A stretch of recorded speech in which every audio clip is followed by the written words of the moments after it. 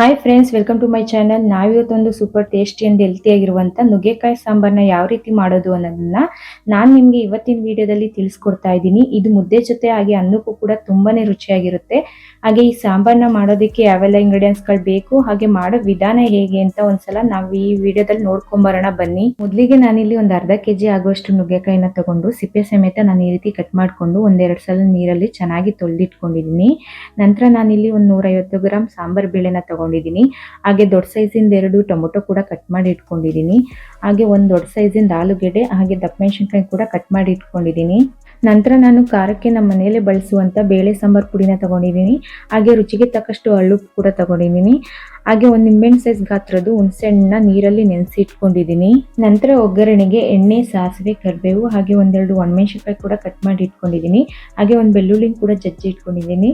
ಬೆಳ್ಳುಳ್ಳಿ ಆಪ್ಷನಲ್ ಬೇಕು ಅಂತಂದರೆ ನೀವು ಸೇರಿಸ್ಕೊಬೋದು. ಹಾಗೆ ದೊಡ್ಡ ಸೈಜ್ ಈರುಳ್ಳಿ ಕೂಡ ಕಟ್ ಮಾಡಿ ಇಟ್ಕೊಂಡಿದ್ದೀನಿ. ಕೊನೆಯಲ್ಲಿ ಒಂದು ಕಪ್ ತೆಂಗಿನಕಾಯಿ ತುರಿನ ತಗೊಂಡಿದ್ದೀನಿ. ಹಾಗೆ ಕೊತ್ತಂಬರಿ ಸೊಪ್ಪು ಕೂಡ ಸಣ್ಣ ಸಣ್ಣದಾಗಿ ಹೆಚ್ಚಿಟ್ಕೊಂಡಿದ್ದೀನಿ. ಇದಿಷ್ಟು ನಮಗೆ ನುಗ್ಗೆಕಾಯಿ ಸಾಂಬಾರನ್ನ ಮಾಡೋದಕ್ಕೆ ಬೇಕಾಗಿರೋ ಇಂಗ್ರೀಡಿಯೆಂಟ್ಸ್ಗಳು. ಇದನ್ನೆಲ್ಲ ಬಳಸಿ ನಾವು ನುಗ್ಗೆಕಾಯಿ ಸಾಂಬಾರನ್ನ ಯಾವ ರೀತಿ ಮಾಡೋದು ಅನ್ನೋದನ್ನ ಈ ವಿಡಿಯೋದಲ್ಲಿ ಒಂದ್ಸಲ ನೋಡ್ಕೊಂಬರೋಣ ಬನ್ನಿ. ನಂತರ ನಾನಿಲ್ಲಿ ಒಂದು ಕುಕ್ಕರ್ಗೆ ಮೊದಲೇ ತೊಳೆದಿಟ್ಕೊಂಡಿರೋ ಸಾಂಬಾರ್ ಬೇಳೆನ ಹಾಕೊತಾ ಇದ್ದೀನಿ. ನಂತರ ನಾನಿಲ್ಲಿ ಹೆಚ್ಚಿಟ್ಕೊಂಡಿರೋ ಟೊಮೊಟೊ ಕೂಡ ಸೇರಿಸ್ಕೊತಾ ಇದ್ದೀನಿ. ಹಾಗೆ ಬೇಳೆ ಬೇಗನೆ ಚೆನ್ನಾಗಿ ಬೇಯ್ಕೊಳ್ಳೋದಕ್ಕೋಸ್ಕರ ನಾನಿಲ್ಲಿ 1 ಟೇಬಲ್ ಸ್ಪೂನ್ ಎಣ್ಣೆನ ಸೇರಿಸ್ಕೊತಾ ಇದ್ದೀನಿ. ನಂತರ ನಾನಿಲ್ಲಿ 1-2 ಕಪ್ ನೀರನ್ನ ಸೇರಿಸ್ಕೊಂಡು ಎಲ್ಲಾನು ಚೆನ್ನಾಗಿ ಒಂದು ಸ್ಪೂನ್ ಸಹಾಯದಿಂದ ಮಿಕ್ಸ್ ಮಾಡ್ಕೊತಾ ಇದ್ದೀನಿ. ಮಿಕ್ಸ್ ಮಾಡ್ಕೊಂಡ ನಂತರ ನಾವು ಕುಕ್ಕರ್ ಮುಚ್ಚಳನ ಮುಚ್ಚಿ 1-2 ವಿಷಲ್ನ ಕೂಗಿಸ್ಕೊಬೇಕಾಗುತ್ತೆ. ಕುಕ್ಕರ್ ತಣ್ಣಗಾದ ನಂತರ ನೋಡಿ ಎಷ್ಟು ಚೆನ್ನಾಗಿ ಬೇಳೆ ಮತ್ತೆ ಟೊಮೊಟೊ ಎಲ್ಲ ಬೆಂದಿದೆ ಅಂತ.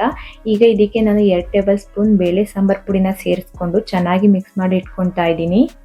ನಾನಿಲ್ಲಿ ಒಂದು ಕಡಾಯಿನ ಬಿಸಿ ಮಾಡ್ಕೊಳ್ಳೋದಕ್ಕೆ ಇಟ್ಕೊಂಡಿದ್ದೀನಿ. ಬಿಸಿ ಆದ ನಂತರ ನಾನಿಲ್ಲಿ 4 ಟೇಬಲ್ ಸ್ಪೂನ್ ಎಣ್ಣೆನ ಹಾಕೊತಾ ಇದ್ದೀನಿ. ಎಣ್ಣೆ ಕಾದ ನಂತರ ನಾವು ಮೀಡಿಯಂ ಫ್ಲೇಮ್ನಲ್ಲೇ ಇಟ್ಕೊಂಡು 1 ಟೇಬಲ್ ಸ್ಪೂನ್ ಸಾಸಿವೆನ ಹಾಕೊತಾ ಇದ್ದೀನಿ. ಸಾಸಿವೆ ಎಲ್ಲ ಸಿಡಿದ ನಂತರ ಬೆಳ್ಳುಳ್ಳಿ ಕೂಡ ಸೇರಿಸ್ಕೊತಾ ಇದ್ದೀನಿ. ಹಾಗೆ ಕರಿಬೇವು ಮತ್ತು ಮೆಣಸಿನಕಾಯಿ ಕೂಡ ಹಾಕ್ಕೊಂಡು ಜೊತೆಗೆ ಈರುಳ್ಳಿ ಕೂಡ ಸೇರಿಸ್ಕೊಂಡು ಎಲ್ಲನೂ ಚೆನ್ನಾಗಿ ಮೀಡಿಯಂ ಫ್ಲೇಮ್ನಲ್ಲೇ ಇಟ್ಕೊಂಡು ನಾವು ಒಂದು ಸ್ಪೂನ್ನ ಸಹಾಯದಿಂದ ಒಂದು 5 ನಿಮಿಷಗಳ ಕಾಲ ಈರುಳ್ಳಿ ಎಲ್ಲ ಕಲರ್ ಚೇಂಜಸ್ ಆಗೋವರೆಗೂ ಫ್ರೈ ಮಾಡ್ಕೊಬೇಕಾಗುತ್ತೆ. ನೋಡಿ ಈರುಳ್ಳಿ ಎಲ್ಲ ಕಲರ್ ಚೇಂಜಸ್ ಆಗಿದೆ. ಈಗ ಇದಕ್ಕೆ ನಾವು ಹೆಚ್ಚಿಟ್ಕೊಂಡಿರೋ ದಪ್ಪ ಮೆಣಸಿನಕಾಯಿ ಹಾಗೆ ಆಲೂಗೆಡ್ಡೆ ಕೂಡ ಸೇರಿಸ್ಕೊತಾ ಇದ್ದೀನಿ. ಹಾಗೆ ಹೆಚ್ಚಿಟ್ಕೊಂಡಿರೋ ನುಗ್ಗೆಕಾಯಿ ಕೂಡ ಸೇರಿಸ್ಕೊಬೇಕು. ಇದಿಷ್ಟನ್ನು ಚೆನ್ನಾಗಿ 1-2 ನಿಮಿಷಗಳ ಕಾಲ ಮಿಕ್ಸ್ ಮಾಡಿಕೊಂಡು ನಂತರ ಇದಕ್ಕೆ ನಾವು ಮೊದಲೇ ಬೇಯಿಸಿಟ್ಕೊಂಡಿರೋ ಬೇಳೆ ಹಾಗೆ ಟೊಮೊಟೊ ಕೂಡ ಹಾಕ್ಕೊತಾ ಇದ್ದೀನಿ. ನಂತರ ನಮಗೆ ಸಾಂಬಾರು ಯಾವ ರೀತಿ ಬೇಕು ಅಂತ ನೋಡಿಕೊಂಡು ನಾವು ಇದಕ್ಕೆ ನೀರನ್ನ ಸೇರಿಸ್ಕೊಬೇಕಾಗುತ್ತೆ. ಹಾಗೆ ಮೊದಲೇ ನೆನೆಸಿಟ್ಕೊಂಡಿರೋ ಹುಣಸೆಹಣ್ಣಿನ ರಸ ಕೂಡ ಹಾಕ್ಕೊತಾ ಇದ್ದೀನಿ. ಜೊತೆಗೆ ರುಚಿಗೆ ತಕ್ಕಷ್ಟು ಅಂತ ಅಂದರೆ ನಾನಿಲ್ಲಿ 1 ಟೇಬಲ್ ಸ್ಪೂನ್ ಅರಳುಪ್ಪು ಕೂಡ ಸೇರಿಸ್ಕೊತಾ ಇದ್ದೀನಿ. ಇದಿಷ್ಟನ್ನು ಸೇರಿಸ್ಕೊಂಡು ನಾವು ಎಲ್ಲನೂ ಚೆನ್ನಾಗಿ ಮಿಕ್ಸ್ ಮಾಡಿಕೊಂಡು ಒಂದು ಮುಚ್ಚಳ ಮುಚ್ಚಿ ಒಂದು 5-10 ನಿಮಿಷಗಳ ಕಾಲ ಬೇಯಿಸ್ಕೊಬೇಕಾಗುತ್ತೆ. ನಂತರ ಲಿಡ್ನ ತೆಗೆದು ನುಗ್ಗೆಕಾಯಿ ಬೆಂದಿದೆಯಾ ಇಲ್ವಾ ಅಂತ ನೋಡಿಕೊಂಡು ಮತ್ತೊಮ್ಮೆ ಬೇಯಿಸ್ಕೊಬೇಕಾಗುತ್ತೆ. ಕೊನೆಯಲ್ಲಿ ಉಪ್ಪು ಖಾರ ಎಲ್ಲ ಸರಿ ಇದೆಯಾ ಅಂತ ನೋಡಿಕೊಂಡು ಮತ್ತೊಮ್ಮೆ ಸೇರಿಸ್ಕೊಂಡು ನಾವು ಬೇಯಿಸ್ಕೊಬೇಕಾಗುತ್ತೆ. ಹಾಗೆ ನುಗ್ಗೆಕಾಯಿ ಕಡಿಮೆ ಸಮಯದಲ್ಲಿ ಬೇಗನೆ ಬೇಯ್ಕೊಳ್ಳೋದ್ರಿಂದ ಜಾಸ್ತಿ ಸಮಯ ಬೇಯಿಸೋ ಅವಶ್ಯಕತೆ ಇಲ್ಲ. ನೋಡಿ ನುಗ್ಗೆಕಾಯಿ ಎಷ್ಟು ಚೆನ್ನಾಗಿ ಸಾಫ್ಟಾಗಿ ಬೆಂದಿದೆ ಅಂತ. ಹಾಗೆ ಸಾಂಬಾರು ಕೂಡ ತುಂಬಾ ರುಚಿಯಾಗಿದೆ.